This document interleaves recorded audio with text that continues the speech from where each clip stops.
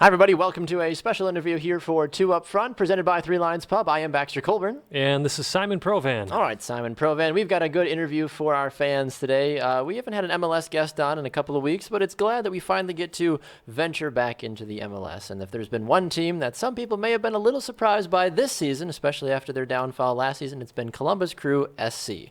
Wouldn't you agree with me on that one? Yeah, absolutely, Baxter. It's been a good season for them so far. But yeah, a lot of people were surprised actually last season how well things didn't go. True. But definitely contending in the Eastern Conference as we speak. Absolutely. Well, we've got an opportunity to speak with a fine gentleman, hails from Denmark, actually. Niko Hansen. He's a midfielder for Columbus Crew FC. Wears the jersey number 28, and he joins us on the shopfutsal.com call-in line now. Niko, a very good afternoon to you, sir. Welcome to Two Up Front. I appreciate it. How are you doing? We're doing well. It's great to have you on the program. First and foremost, Niko, some action for you already to start the season. Two official starts for Columbus Crew SC. You've got a goal to your name as well, too. How is your rookie season going so far, in your opinion? It's going amazing. I mean, it's a process that's been it's been a process. You know, it's not going to go in and make a difference right away, but it's going to be a little bit at a time, and I think that's important for me and keeping with the process. Yeah, Niko, it's been, as Baxter was saying, a good season for you so far, along with that goal. You're credited with 2 assists on the season already. You played your college ball at New Mexico, very successful there as well. I always like to ask our guest about your transition, especially being a rookie, what your transition has been like from playing New Mexico now up in MLS with the Columbus Crew. Oh, it's been a transition, of course. It's up the level, definitely, and I think it's been part of that process, as I was speaking of before. The level goes up, and so you have to start thinking smarter and maybe being a little bit ahead of your game a little bit. So the learning curve is there, but I think I'm up for it.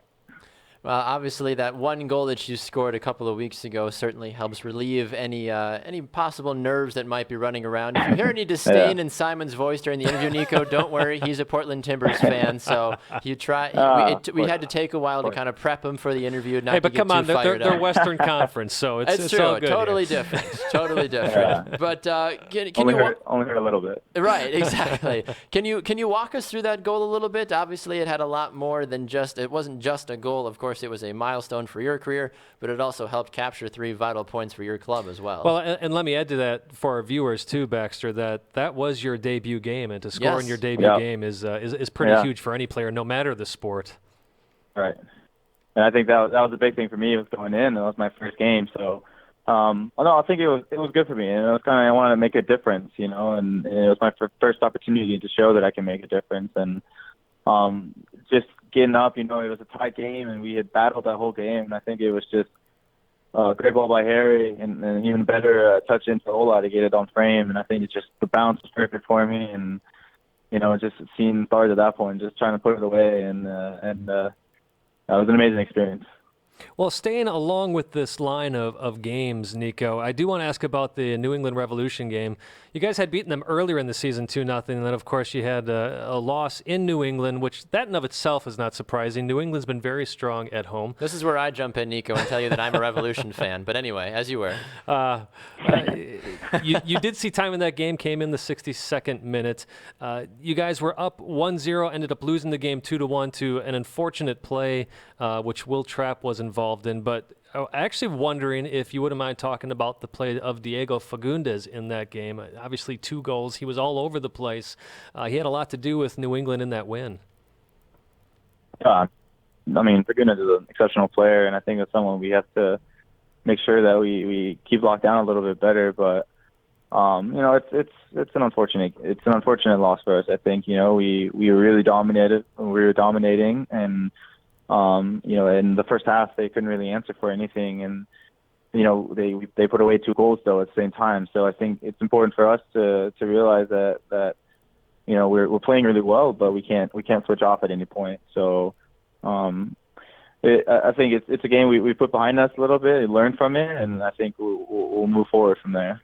Well, and then that is the follow-up. You guys have a tough game now. You're traveling to Toronto, arguably, I don't even if you can argue anymore, hottest really. team in the league right now. Obviously, Absolutely. plenty of All right. talent on that team. So what do you take from that New England game that you then try to put towards this Toronto team?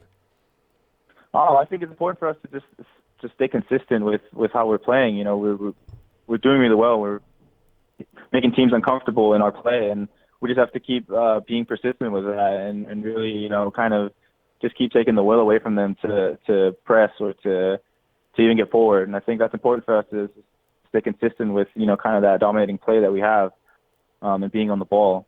And I think, you know, we have the one loss to them for them right now is us, and I think we can go in and show that we'll give them another loss. Looking at just the Columbus Crew as a whole, as we mentioned before we brought you on, Niko, last season very disappointing. You obviously didn't get to experience any of that, especially since the club did so well going to MLS Cup just 2 years ago. What was the message from Coach Berhalter coming into this season, especially for you rookies that didn't experience the high and then the low that was the last 2 years?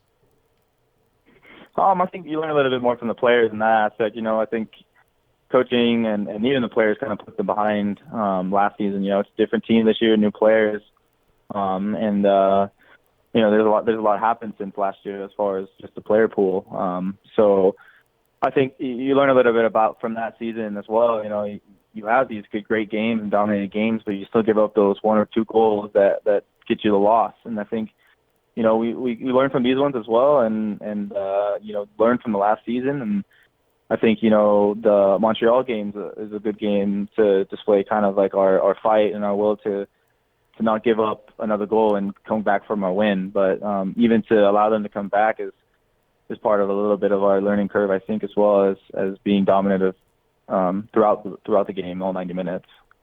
Well, switching things up, Niko, I do have to ask you, you are a duo international, or not international, duo national, both Denmark and the U.S. I don't know if you've had any conversations with either federation, but I do want to put you on the spot here and ask you, if you had your choice, which country would you represent? That's something that I've, you know, kind of sat and thought about, you know, if the opportunity presented itself, what would I choose? And I honestly can't answer that right now. You know, I stay a little bit out of the loop here, ahead of the game, I guess, a little bit before I decide. But I don't know. I haven't thought as a final decision yet what I want to do, but it's an option for me, I know for sure, and I think it's going to be a tough decision if I get the opportunity for it. Well, can I at least follow up with that? Have you had any conversations with either federation on that? I've not. Okay. Fair enough. The more you know, I guess. I do have to ask you a very hard-hitting question, Niko, to step away from the international game. Why is The Road to El Dorado your favorite movie? Because it's a phenomenal movie. Road to El Dorado. Yes, it's a great movie. I don't know. That's a movie that I saw, you know, when I was a kid, and just I don't know. It's a movie I can always go back to and watch. You know, those are the movies that you never get tired of watching. It's actually, the more you watch it, you catch on in little like nuances and little funny lines that they have throughout the movie, and I love watching that movie. Always puts me in a good mood. Makes total sense to me. I just was curious. It's sometimes not a favorite movie that you see certain people toss out, so I had to ask about it because I've always enjoyed watching it. Last question from me. This is always a question that you sometimes hear for younger players as they're getting into leagues. And maybe you don't have these aspirations, maybe you do, but is playing in Europe at some point a career goal of yours, or are you in the mindset that you already like what MLS is doing and you would stay confident in staying here for a vast majority of your career?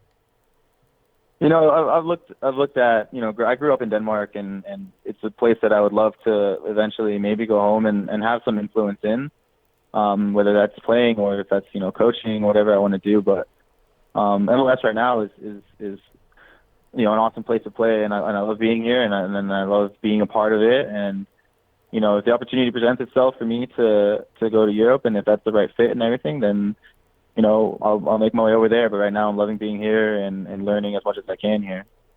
Well, we certainly have been loving having you on Two Up Front today, Niko. We got to let you run, unfortunately, but we are very grateful for you taking the time to join us on Two Up Front today. Of course, you've got some big games coming up, as we previously mentioned. So we wish you the best of luck, and look forward to having you back on Two Up Front here in the upcoming months if it works out. Thanks, guys. Appreciate it. Absolutely. Thanks, Niko. We'll talk to you soon. There goes Niko Hansen here on Two Up Front. Great to hear from him. Good insight as well, too. Any final takeaways from that, Simon, before we run? No, you can tell that part of his success on the field is the level-headedness that he approaches life with as well. Asking him about that Denmark versus U.S. That's hard. equation. That's What a great answer, question. though, of, you know what, I'm not going to answer it right now because got to figure it out. He doesn't have to make that choice yet, and why worry about something that is still in the future. Right, exactly. Well, I know we're going to be very excited to see, especially when it comes to the U.S. side of things, of course, because we always like to see the new players coming through the system, and he might be able to provide a possible spark for the men's national team from time to time. Yeah. So looking forward to that. But we have to run. Thanks for staying here for this special interview on Two Up Front. The rest of the show will be, of course, coming up at tomorrow on 10 a.m. Central Time on Brew Sports. So make sure to go over to the Brew Sports Facebook page and give it a like if you want to give us a view there. If not, you can, of course, listen to our show here on Spreaker.com, on iTunes, and on iHeartRadio as well. And make sure to check us out on social media as well. Yeah, you can find us on Facebook. Just type in Two Up Front in that search bar. You can also find us on Twitter at Two Up Front Soccer. At Two Up Front Soccer, that's what it is. You are at Baxter Colburn. I am at Simon Provan. Almost made it through. Almost. One of these days. Well, he is Simon Provan. I'm Baxter Colburn. Thanks for watching. We'll see you next time on Two Up Front.